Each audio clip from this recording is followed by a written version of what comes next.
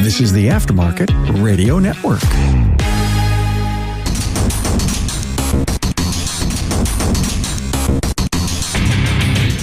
Welcome, everyone, to yet another episode of Diagnosing the Aftermarket A to Z. I'm Matt Fonzla, and metal confronts what we'd rather ignore. It celebrates what we often deny. It indulges in what we fear most. And that's why metal will always be a culture of outsiders. That and more after a word from our sponsor, NAPA Autotech Training. NAPA Autotech's team of ASE Master Certified instructors are conducting over 1,200 classes covering 28 automotive topics. To see a selection, go to napaautotech.com for more details.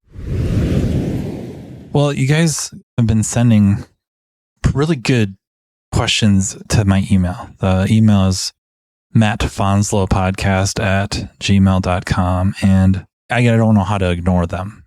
I'm excited to answer them.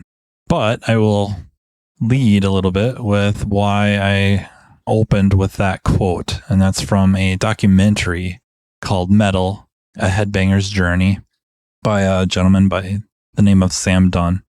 And it's old, it's probably dated, it probably could get refreshed a little bit, but it kind of traces the roots of heavy metal music. And I wasn't going to just start in on relating heavy metal to automotive. It was really just to talk about, or at least bring up quick, this last weekend, Friday and Saturday. Friday, my son Christian and I, he's 10, went to the Summer of Loud festival, or tour, if you will, concert. If we'd have got there early, it starts at like 3 p.m. It's some bands that, they're okay and all, but didn't really feel like sitting there for the better part of 7-8 hours. Especially with a 10-year-old who, through no fault of his own, and I don't blame him, could get bored. So we ended up getting there at about 5. We just timed that so accidentally perfectly that we got there just as the Devil Wears Prada is setting up. We got to see the Devil Wears Prada, obviously. That was followed up with Beartooth. And then we got to see Prevail, which I was very excited to see them. And I got to level with you. Like, these bands killed it. Just killed it. And I'll finish with the rest of the bands quick. It was Prevail. And then my absolute favorite band, Killswitch Engage. It was worth the price of admission just to finally see them in concert with, I think, pretty darn good seats. It was wrapped up by Parkway Drive. I'm telling, all these bands just knocked it out of the ballpark. It was so good. They sounded so good. I don't know about you guys if you've been to many concerts, and I don't want to imply that I've been to a lot of concerts. I haven't. But it's pretty rare that they sound so much like the recording. The recordings are usually so much better.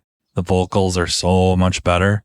And especially when we're talking about this style of music, kind of a metalcore, where we're mixing up screaming or Cookie Monster, if you will, vocals with clean. God darn it, they did it. So these guys can go. They can flat out go and sing like that with no help. So yeah, Christian greatly enjoyed it. You're thinking you're at this pretty heavy metalcore concert that everybody's going to be, I don't know, I suppose angry and selfish, self-centered type. And I think that's a lot of the stereotypes, kind of into their own worlds. It was anything but. It was such a good experience for Christian, who's, at 10 years old, is not tall enough to see the stage. He's standing on the seats behind me. So now he's about my same height. And you have the people in front of us looking back and going, oh man, there's a 10-year-old. Let's part the waters a little bit and give him kind of a gap to see the stage. It was freaking awesome. And then after a good set or a good song, and watching Christian, rocking out, headbanging, whatnot, kind of running over and high-fiving him or giving him a fist bump and telling him that he rocks and that it's cool that he's there. Like, I don't know, man. It's almost touching. And it's cool because maybe more exciting was Saturday. Christian was on, he's been practicing guitar, studying guitar with an instructor once a week for maybe the last 3 months, 4 months, no more than 6 months. I don't think it's 6 months. It's the Universal Music Center in Red Wing, Minnesota, of course. They kind of have a music festival or music fest, and this is their second annual, and they want it to become annual. And Christian was asked to perform, and so he kind of did a medley of Van Halen, which I don't know where he gets that from. If you know me, I'm not a big Van Halen fan. I don't know, the synthesizers, and it's a little more poppy than for my taste. But he did a medley of Eruption from Van Halen, Seek and Destroy from Metallica, good choice. He did Ain't Talking About Love from Van Halen, and then Master of Puppets by Metallica. And then he wraps it up with Careless Whisper by Wham. You got to say it right, Deadpool. Wham. I don't know. I love the energy change, if you will, but I think up to that point, it was a lot more folksy type music.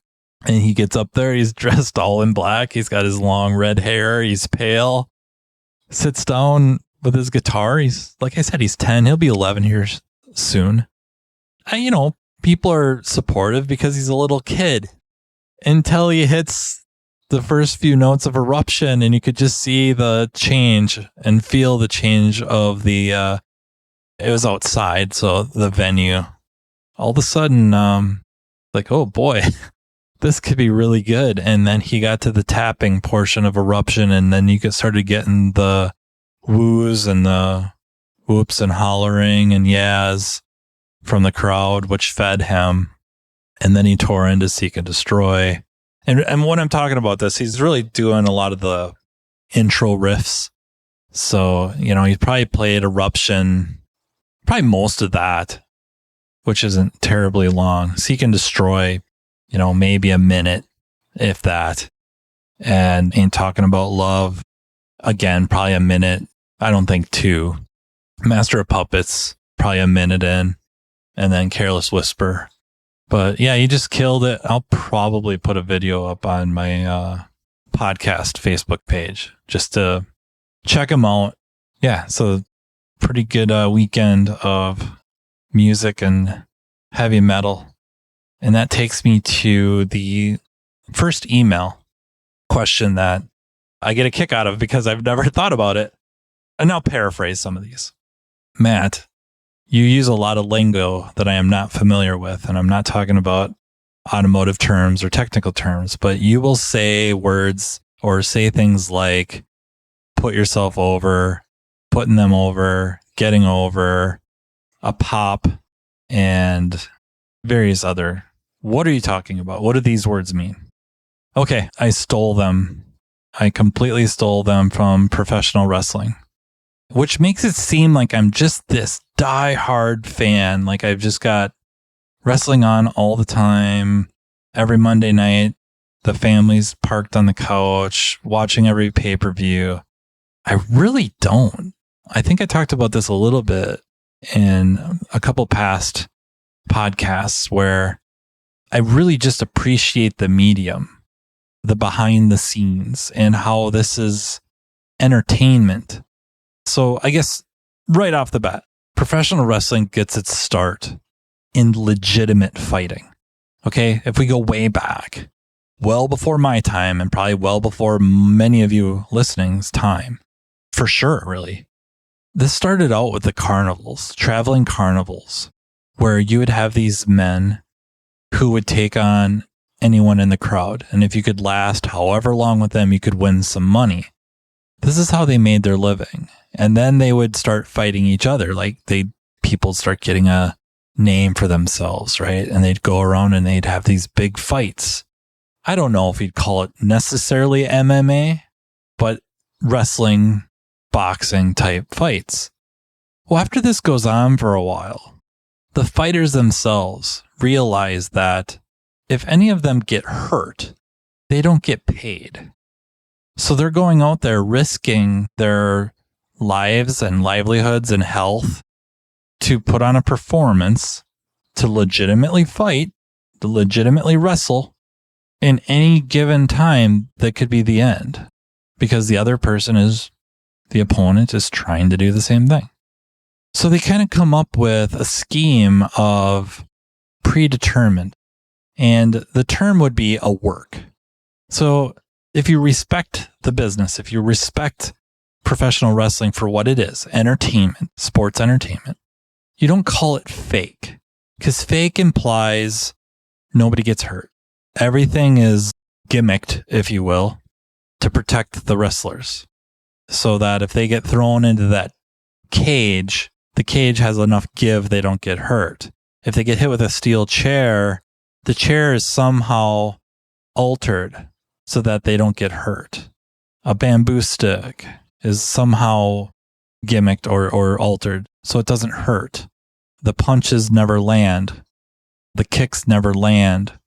The falls to the mat, even from the top of from the top rope, it's a big cushion and it's kind of a soft fall. And it turns out that's not the case at all.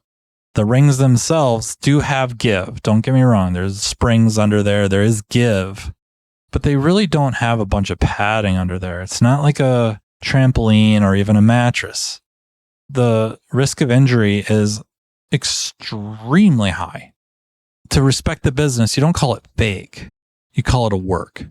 The storylines, the ending, who's going to win is predetermined. A lot of the moves that they're going to do, the spots, if you will, they call them spots. High spots being like a high risk type of or an exciting move, high risk move. Those are kind of worked out and sometimes practiced. Not all the time, sometimes practiced. Nowadays, more than ever, everything's scripted. The entire match is usually scripted pretty tight. It probably not so much with more of the veteran wrestlers, the Randy Ortons, the John Cenas. Those will probably be called in the ring, meaning one of the wrestlers is going to be kind of the director. And that's how things were forever. Probably until is it a WrestleMania? I'm pretty sure WrestleMania with Randy Savage and Ricky Steamboat. Randy Savage scripted that match. And in most people's mind, that is the best match that's ever been held, or one of the best. Definitely on a Mount Rushmore. Completely scripted. NAPA Autotech training sessions are being conducted day and night in a town near you. This training caters to every level within your organization, be it a mechanical assistant, a mechanical specialist, a technology specialist, or a driver safety calibration specialist. Imagine a one-stop shop training partner in NAPA Autotech that will lead your team to a path to greatness. Autotech's entry-level Build-A-Tech classes convert the untapped potential of your new hires into money-making mechanical specialists. Autotech's higher-level tech update classes introduce specialists to the world of ever-changing technologies, which prevents your shop from getting technologically stagnant. Remember, if you're not moving forward, you're falling behind. And, turning to the front of the store, the Autotech Service Advisor class is an awesome way to hone your client advocate skill set, ultimately benefiting the customer through an improved vehicle repair experience. But it doesn't stop there. Imagine an electric vehicle class that takes your specialist well past the mundane, yet necessary safety topics. Well, it's here. Autotech's EV Ready training is a week-long curriculum that takes participants through a hands-on experience involving hybrids and electric vehicles. The session kicks off with the use of PPE and proper tooling while touching on required OSHA regulations. Then, the students dive into the lab vehicles to gain knowledge of the common high-voltage components on EV and hybrid vehicles and their function. Attendees will be taken on a path exposing them to different electric vehicle manufacturers to compare component form and location. Additionally, information about Level 1 and Level 2 charging systems will be included, along with a quick look at DC to DC charging. The operation and maintenance of subsystems are explored, including the different modes of Tesla operations, and so much more. So what are you waiting for? Commit to taking your business to the next level with NAPA Autotech training. a lot of the terms come from like the carnival world, and also like they had to keep the secret. They had to keep what they called kayfabe.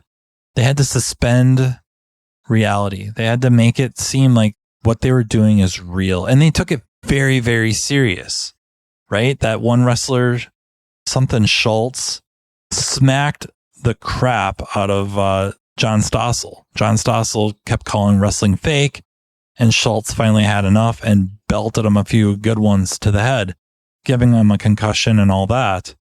But that's kayfabe. That's protecting the secret. Wrestling was a work, but they wanted all the fans to think it was real. And if somebody got over, that meant they got popular. And if you were putting yourself over, you were doing things to try to make yourself popular or get yourself in good graces. So a lot of times I think I say a lot, I don't mean to put myself over. That's true. Like I generally don't try to speak very highly of myself. I'm not necessarily saying I talk crap about myself, or if I do, it's hopefully for more comedic effect. But I generally don't speak very highly of it because it just sounds arrogant. So much so, I think sometimes it almost comes off arrogant just in that it's deemed sarcastic. I think Steckler was on and kind of had said that once, that he thought I had tons and tons of self-confidence because of the way I talked down was just almost fake. The opposite of that, I guess, of going over is getting heat. Getting heat is just a way of saying, evoking probably a negative reaction, anger, something of that nature, where trying to get the crowd to hate you. So I think those are like the main terms I catch myself using. Yeah, off the cuff, those are the main ones. I know I say put myself over quite a bit or get put over, which I guess to finish that thought also, to get put over also, or to go over, I should say. If somebody goes over, that's when they're selected to win. So, two people are going to have a match and they'll just say, hey, wrestler number one, you're going to go over. It's the other wrestler's job to put you over, make you look really good. But the general idea is both performers make each other look really good. So they'll each get their stuff in, which is get their moves in, and try to make it look good. Make it look worth defeating that person. And also make it look reasonable that you just got beat. Hello, Matt. Longtime listener. Thank you. What are the rules in your shop for music? We have one. No country music. Just kidding. I wish. Due to the compartmentalized nature of the shop, meaning a lot of the bays are separated. So my area, quote unquote, my area is all flat, and I could probably fit about 5 cars in there. Just next to me is the alignment room, which has a 4-post hoist in it, surrounded by walls.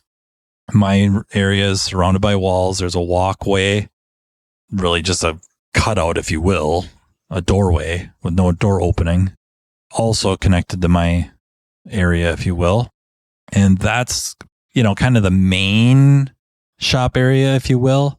And that has 4 hoists in it. You could fit 6 cars in there pretty easy. Just 2 of them would block the exit for the other 4. And then through a walkway or a doorway, if you will, there is another area that's got 2 hoists. You could probably fit 3 cars in there. The 1 car would block those 2. And then we have one more area with a hoist in there, and also has like the tire machine and balancer, a big press. We have a pretty good size dock or dake press. Because of the compartmentalized nature, everyone kind of has their own stereos, if you will. Some of them are more bookshelf. Some of them are really more like home stereo setups. Everybody kind of listens to whatever they want to listen to, and knock on wood, everyone kind of gets along, because it's my area. It's always my music, but everywhere else, I think they take turns, and yeah, sometimes they blare that stupid country. Ugh. I don't know how you guys do it, man. I know I should like it just because it's so American. I can't do it, But they'll play that. They'll play, I mean, one day they had 50s, or I should say golden oldies. And I thought that was pretty cool. And they've had poppy stuff sometimes, I think, almost to amuse themselves. So yeah, we really don't have any rules. Another big thing is because the walls are pretty well insulated, the clients can't hear the music. So they could have, whatever, the heaviest of metal, death metal, gangster rap, comedy albums that are very blue, and the customers would never know. So we really just don't have any rules when it comes to music. But if there was, we would only play both kinds of music, heavy and metal. Next question. Is your shop air conditioned? I'll just paraphrase that. Yes, we air conditioned last year in the middle of summer. This is the first full summer we've had it, and it's unbelievable, the change. It is unbelievable. The thermostats are all set for, I think, 72. Depending on where the thermostats are located and how things play out, sometimes you get something warm near a thermostat and then artificially lowers the temperature.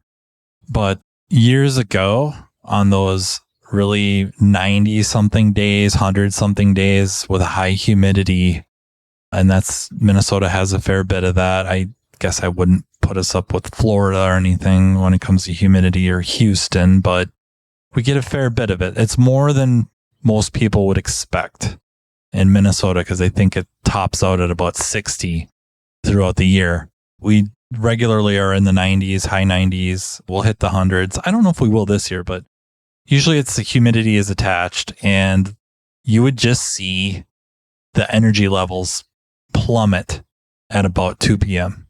They were just wiped.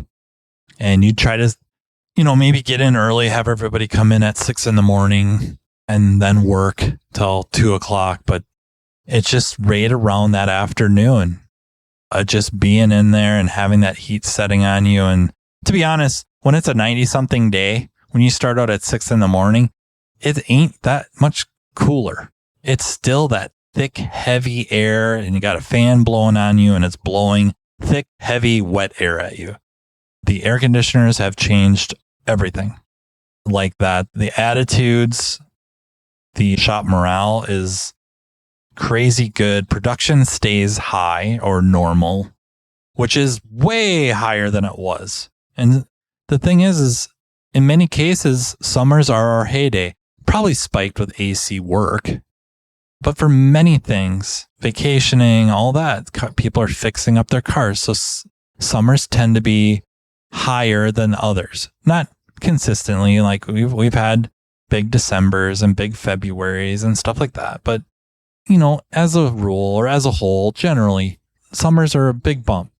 And now they're even bigger bump with production levels staying where they're at. And then also just everybody's nicer to be around. I gotta level with you.